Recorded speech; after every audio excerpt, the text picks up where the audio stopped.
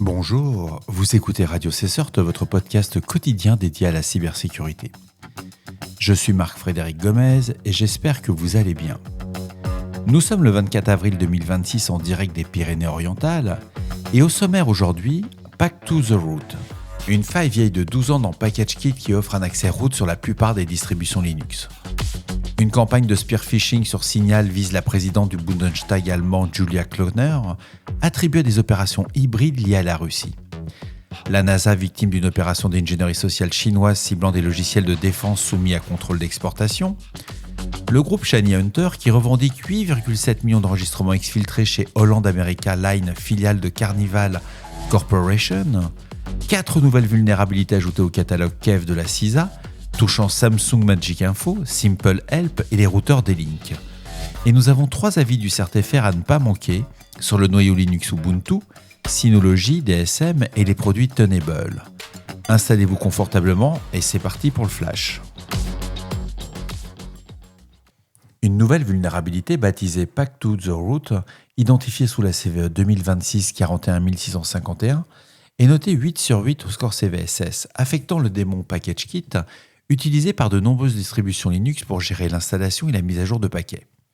La faille, présente depuis près de 12 ans dans le code, permet à un utilisateur local de déclencher l'installation ou la suppression de paquets système sans aucune authentification, ouvrant la voie à une élévation de privilèges jusqu'aux routes.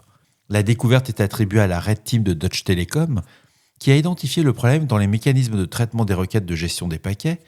Des commandes comme pkcon install pouvaient s'installer sans aucune authentification sous certaines conditions sur Fedora. Les chercheurs indiquent avoir utilisé Claude Opus pour approfondir l'analyse du comportement, et la vulnérabilité touche PackageKit depuis la version 1.0.2 de novembre 2014 jusqu'à la 1.3.4 incluse et concerne notamment Ubuntu Desktop et serveurs Debian Trixie, Rocky Linux 10.1 et Fedora 43. Un signe de compromission existe, l'exploitation provoque une assertion failure et un crash du démon visible dans les logs système. La version 1.3.5 corrige le défaut.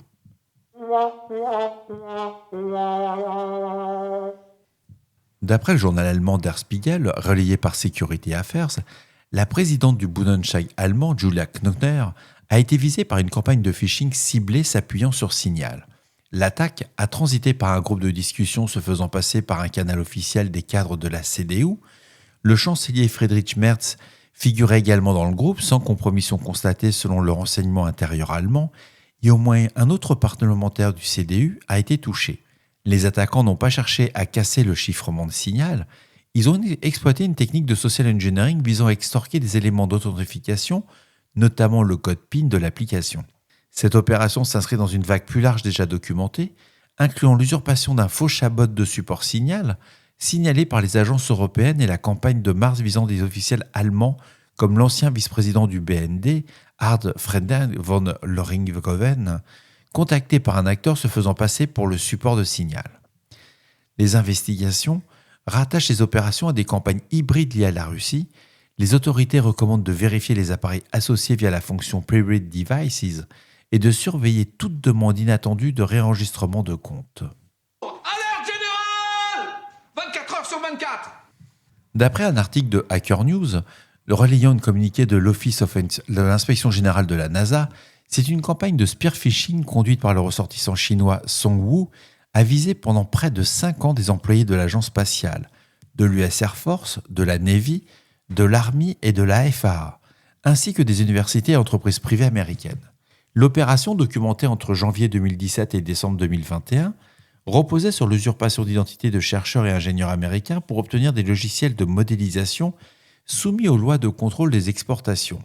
Utilisables dans la conception aérospatiale et le développement de missiles tactiques avancés, Song Wu, ingénieur chez Aviation Industry Corporation of China, AVIC, c'est un conglomérat d'État de l'aérospatiale et de la défense, et ses complices menaient des recherches approfondies sur leurs cibles avant de se faire passer pour des collègues ou amis afin d'accéder à du code source ou à des logiciels propriétaires. Le département de la justice américaine a inculpé Song en septembre 2024 pour une fraude au virement et 14 chefs d'accusation.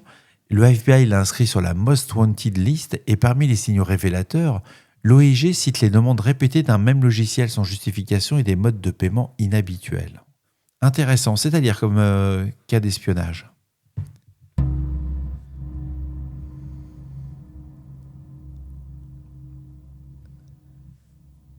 The Register nous remonte un article sur Carnival Corporation. C'est le premier croisiériste mondial fait face à une mise en ligne par le groupe d'extorsion Shiny Hunter de données massivement liées à sa filiale Holland America Line. I Have Been Pawn a indexé 7,5 millions d'adresses e-mail uniques, 7,5 millions d'adresses e-mail, issues d'un ensemble totalisant 8,7 millions d'enregistrements rattachés au programme de fidélité Mariner Society. Les champs exposés comprennent les noms, les dates de naissance, le genre, le statut de l'adhésion, soit des éléments directement exploitables pour des campagnes de phishing ciblées ou de fraude. Carnival reconnaît un incident de sécurité mais le circoncis à une attaque de phishing visant un unique compte utilisateur en précisant que le périmètre des accès non autorisés reste en cours d'évaluation.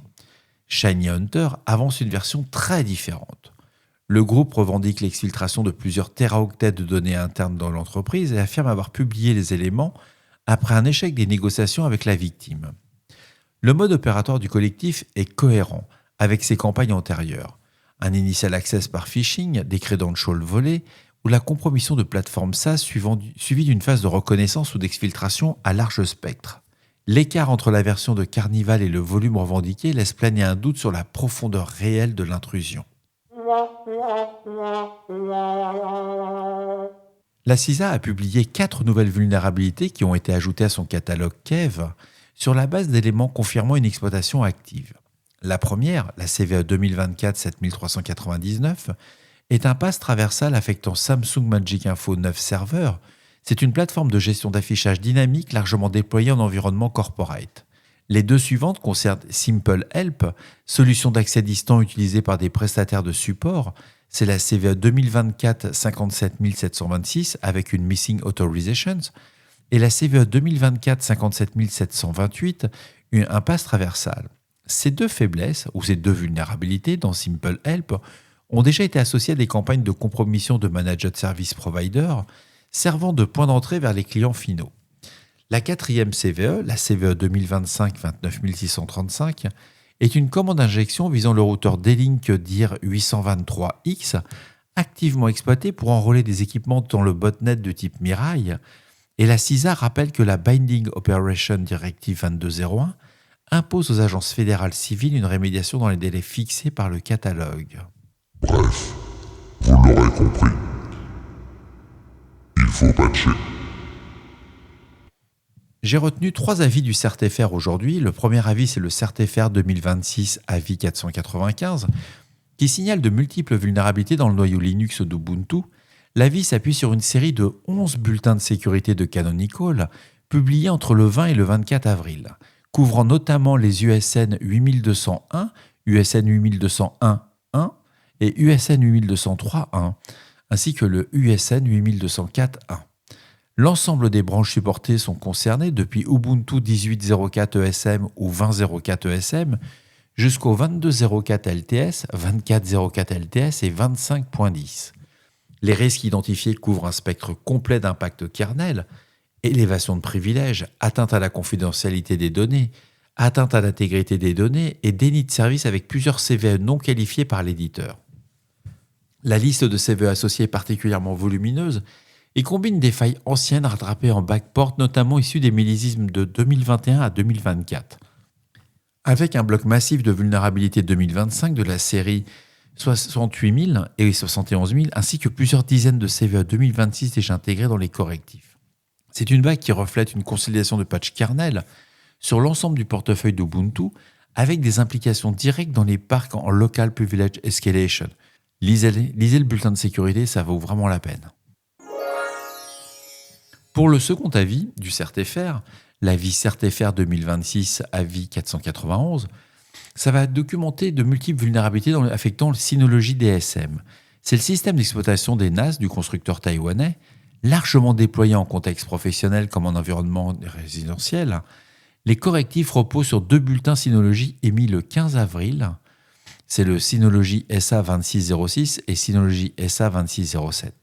Les versions concernées sont DSM 7.2.1 antérieure à la 7.2.1 69057-10, DSM 7.2 antérieure à la 7.2.2-72806-7 et DSM 7.3.2 antérieure à la 7.3.2-86009-2.